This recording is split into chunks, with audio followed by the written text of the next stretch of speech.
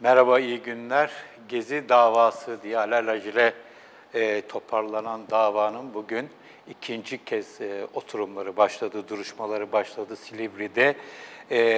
Tek tutuklu sanık Osman Kavala, biliyorsunuz, iş insanı ve çok sayıda da tutuksuz yargılananlar var.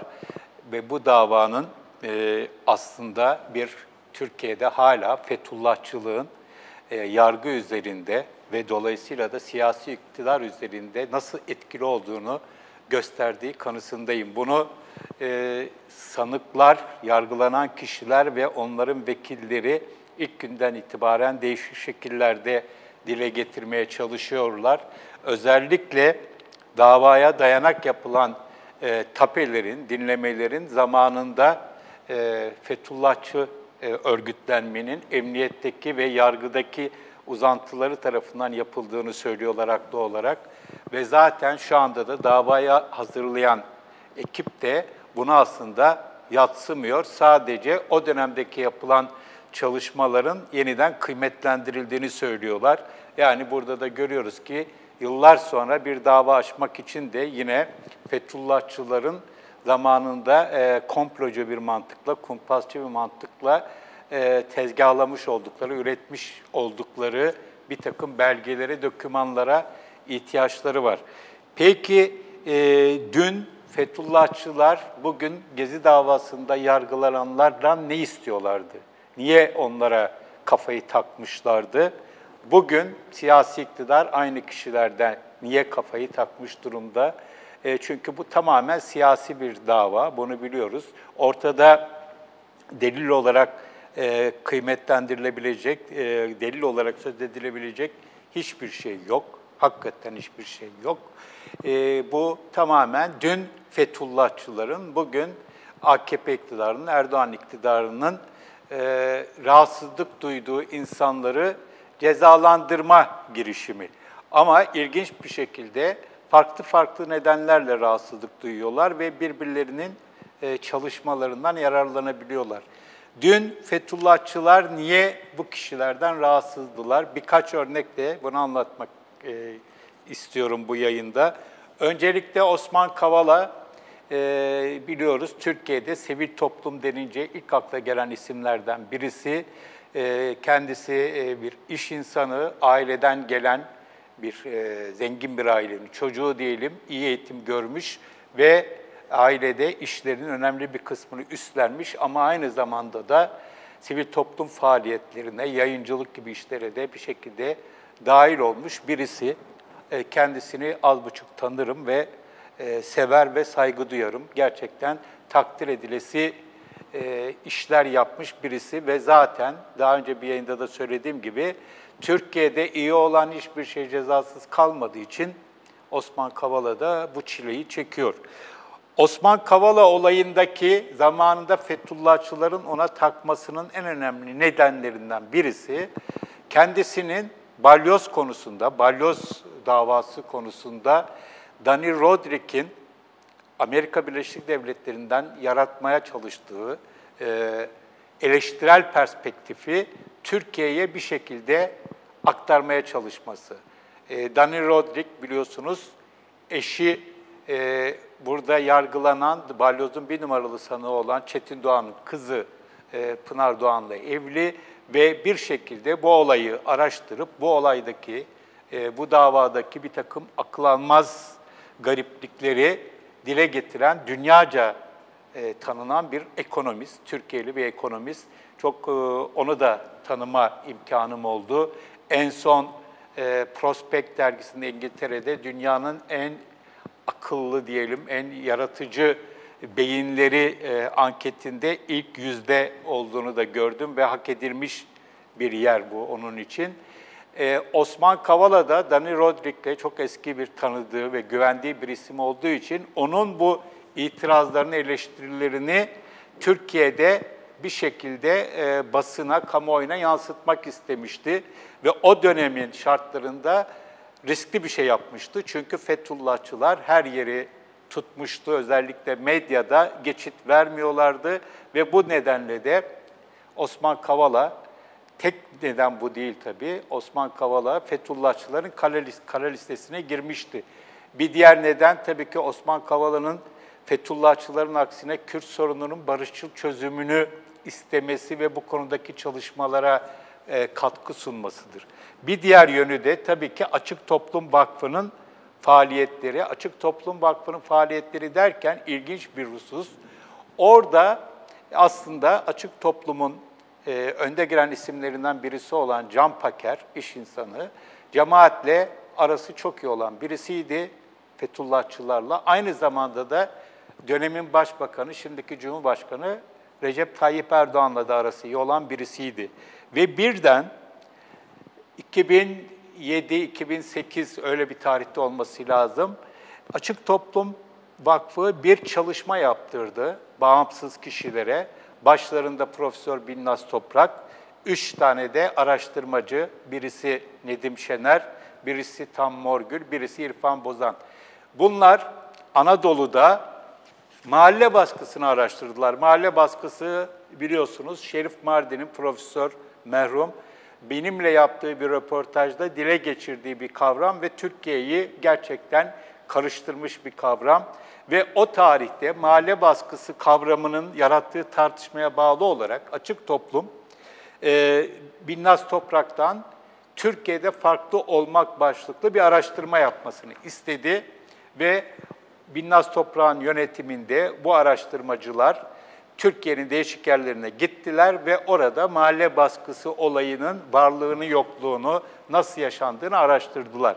Ve tabii ki doğal olarak ama hesaplarında yoktu. Başlarken düşünmedikleri ama sahada gördükleri bir olguyla karşılaştılar ve ona ayrı bir bölüm ayırdılar. O da Anadolu'daki Fethullahçıların uyguladığı baskı, mahalle baskısı. Ve bunu da her vesileyle dile getirdiler. Gerek çalışmanın ön sözünde, gerek çalışmayla ilgili yaptıkları basın açıklamalarında, televizyon programlarında ve bir şokla karşılaştılar. Çünkü gittikleri her yerde en çok dile getirilen husus Fethullahçıların nasıl insanları şu ya da bu şekilde baskı altına aldıklarıydı. Çok iyi hatırlıyorum. Bir toplantı, bu araştırmanın duyurulacağı bir toplantı yapılmıştı ve o toplantıya ben de gazeteci olarak gitmiştim. Ve orada Fethullahçılar, bir takım vakıf yöneticileri vesaire kendilerinin, Gazeteciler ve Yazarlar Vakfı'ndan falan gelip bu araştırmaya aynen şöyle, diğer dedikleriniz doğru olabilir ama buradaki bölüm, bizimle ilgili bölüm tamamen ön yargılı vesaire falan diye bir şey yaptılar. Kıyameti koparttılar diyelim ve ilginç bir şekilde kıyameti kopartanların birisi de vakıfta yönetici olmasına rağmen Can Paker'di. Can Paker de Fethullahçılarla birlikte kendi kurumunun hazırladığı gerçekleri ortaya çıkaran Fethullahçılık gerçeğini Anadolu'daki herkese açık ve net bir şekilde gösteren bu raporu ön yargılı vesaire işte din karşıtı şu bu olarak mahkum etmeye kalktı. Fethullahçı yayın organlarına röportajlar verdi, televizyonlarına çıktı vesaire. Ve buradan da Açık Toplum Vakfı'na özel olarak Fethullahçıların bir gıcığı vardır ve özellikle de bu araştırma döneminde vakıfta yönetici olan Hakan Altınay'a çok iyi biliyorum. Çünkü Hakan çok yakın bir arkadaşım ve o tarihte sadece mahalle baskısı meselesi değil, aynı zamanda bu Fethullahçıların düzenlediği bir takım Ergenekon, Balyoz ve benzeri davalara yönelik eleştirel bakışıyla, Fethullahçıların medyadaki hegemonyasına karşı eleştirel bakışıyla çok iyi bildiğim bir arkadaşım ve onun da tabii ki Fethullahçıların kara listesinde olması doğaldı. Yani böyle bir garip bir ittifak kurulmuştu orada, o tarihte ve hükümet de bunu biraz uzaktan izliyordu ama tercihini %100 olmasa bile büyük ölçüde Fethullahçılardan yana yapmış gibiydi, en azından ittifak halindeydi. Şimdi yıllar sonra bir bakıyoruz, bir iddianame çıkıyor ve iddianamede O tarihte ve yakın bir zamana kadar Fethullahçılara toz kondurmayan Can Paker'in, yine Fethullahçıların yayın organlarında yıllarca çalışmış Fatih Vural isimli bir kişinin kendisiyle konuşarak yaptığı bir kitap var. Geriye Bakmak Yok diye anılarını anlattığı bir kitap. O kitap bugün Gezi iddianamesinde özellikle Hakan Altınay'a ve Osman Kavala'ya yönelik suçlamalarda bir tür delil olarak kullanılıyor. Çok garip bir durum. Çünkü o kitabın bir yerinde Hakan savunmasında, geçen duruşmada yaptığı savunmada aktarmıştı. Mesela kitabın 35. bölümünde, aynı kitabın Can Paker, Pensilvanya'da geçirdiği 3 günü anlatıyor. Pensilvanya derken herhalde ne kastettiğimiz ortada. Paker bu bölümde Fethullah Gülen'den tam bir lider, liderden öte diye bahsediyor ve şöyle devam ediyor. Gülen hareketinin de siyasi bir güç olduğuna inanıyorum. Allah uzun ömür versin. Fethullah Hoca'dan sonra da hareketin devam edeceğini düşünüyorum. Şimdi böyle bir gariplik, 15 Temmuz'un 3. yılını daha 3 gün önce yaşadık, idrak ettik. Ve bütün ideolojisini, stratejisini FETÖ'yle mücadeleye hasrettiğini söyleyen bir iktidar var. İktidarın bu dönemde en önemli organı yargı ve yargı bakıyoruz bir takım Fethullahçılar, Fethullahçı severler, Fethullahçı müttefikleri ve Fethullahçıların ürettiği materyallerle birilerini bugün yargılamaya çalışıyor. Böyle acayip bir durum.